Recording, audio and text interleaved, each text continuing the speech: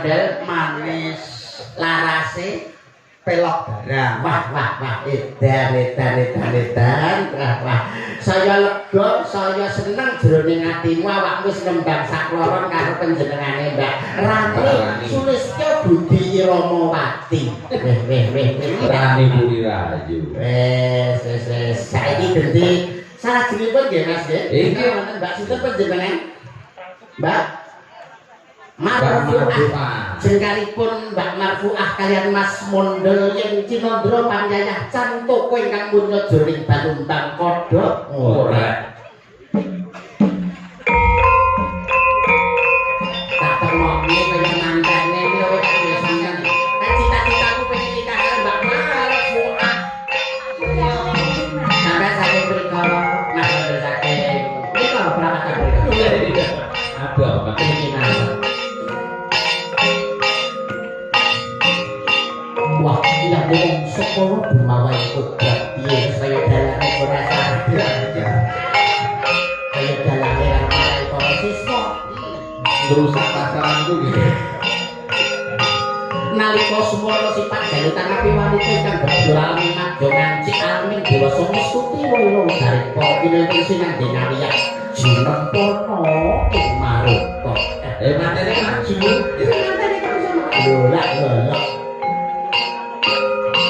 nalika semana tumuli lumaksana lelana temanten sareng tepi tampa padha wadah pidi temanten kang sami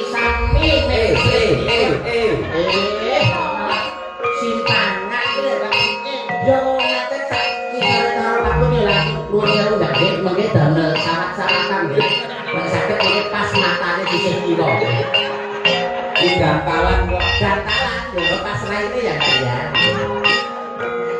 lumaksana lelana temanten sareng arsun tepi adak iki digoreng teng sampun kemarang lumaksana sakala kuwi asane gambaran batapun boten rai iki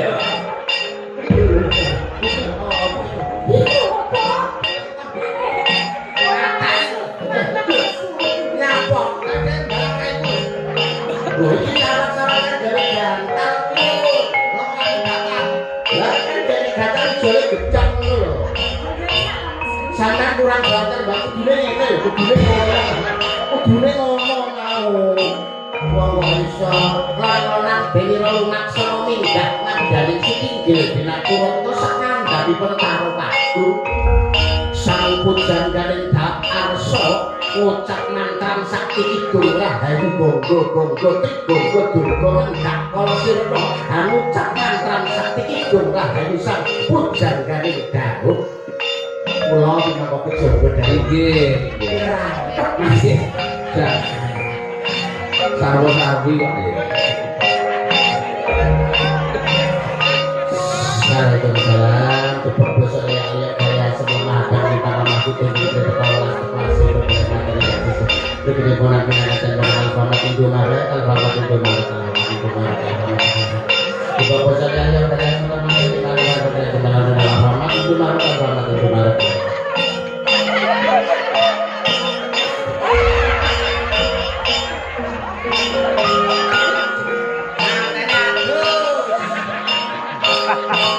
Gabyuk rinangkul kempet temanten sarimbit nyuwun iki berkah pangestu ing sakala temanten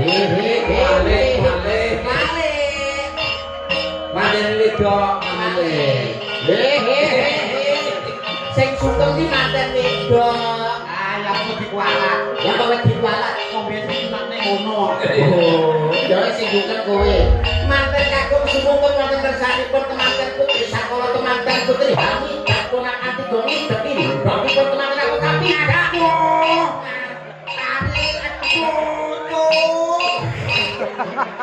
piye ta kowe iki nyapa doku dicek Habyuk rinangkul kinempit-kempit gegandengan asko datang binggang sarik mopi noroso jero minggah ngabdani sitinggil binapura to pinunggel hamlan loko nonton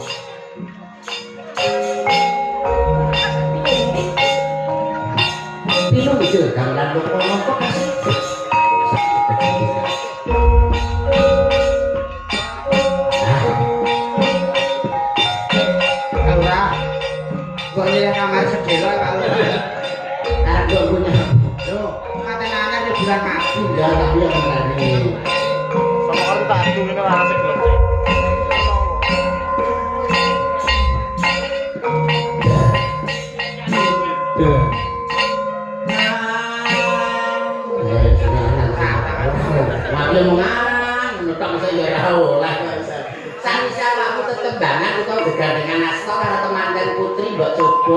ditunjukkan dengan cinta supaya cintanya tidak terpisahkan, hanya maut yang memisahkan. Nadanya coba. Ayo tukang betul mulai. Napa iki cinta tak terpisahkan? Nggih. Tresno iki dudu mung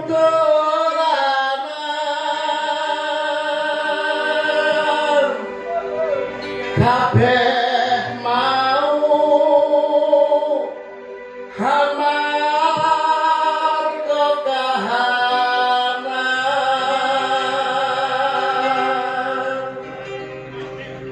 sing tak jaluk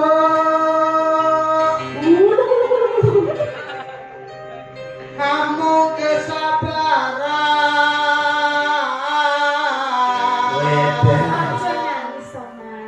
Tanya saka matane keculek kok. Mugi Gusti paring kasembatan. Entah mentos suarane.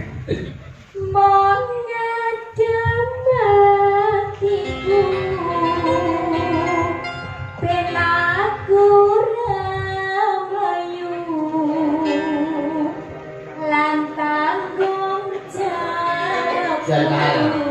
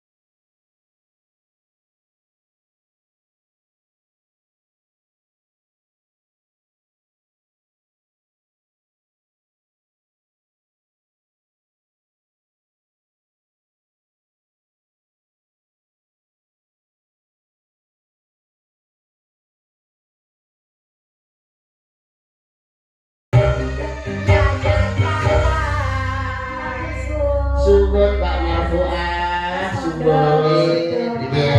Monggo tak kurang pinarak lega. Wah,